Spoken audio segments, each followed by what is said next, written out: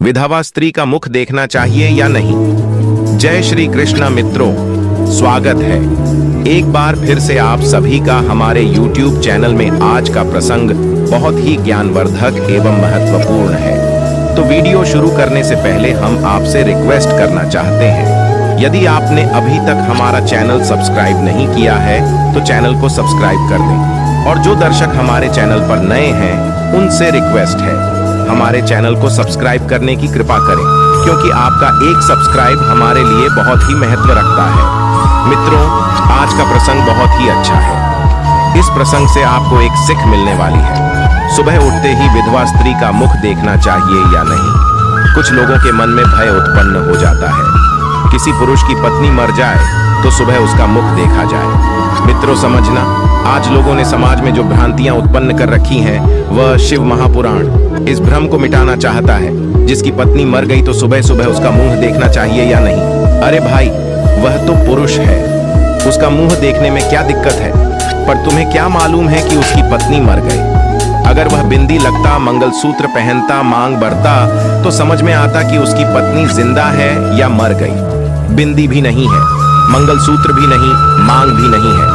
पर स्त्री का पति मर जाता है तो लोग साधारण सी भाषा में कह देते हैं, सुबह सुबह मुंह दिख जाए तो अपशगुन होता है, क्योंकि जन्म परमात्मा ने दिया है, मृत्यु भी परमात्मा देते हैं। इसका संबंध किसके साथ कितना है यह ईश्वर ने पहले ही लिख दिया है। तुम किसी का मुख देख के यह निर्णय नहीं ले सकते गलत है या सही है।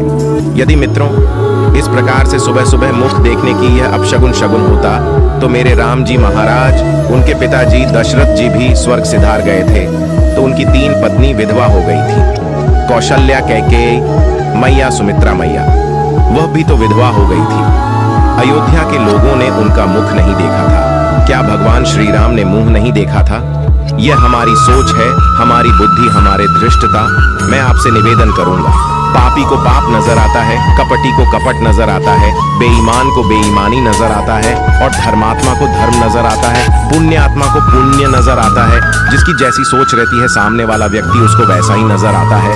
अगर मान लिया पति मर भी गया पर पत्नी को परमात्मा ने जीवित रखा है।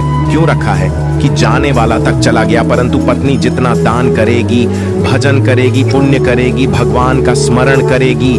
जैसे मित्रों, पति नौकरी करता है और नौकरी करते करते मर जाता है तो पत्नी को आधी तनख्वाह आती है। उसी तरीके से पति के जाने के बाद पत्नी को जो पुण्य प्राप्त होता है, जो दान करती है, जो पूर्ण करती है, उसका आधा काट कर उसके पति के खाते में जाता है।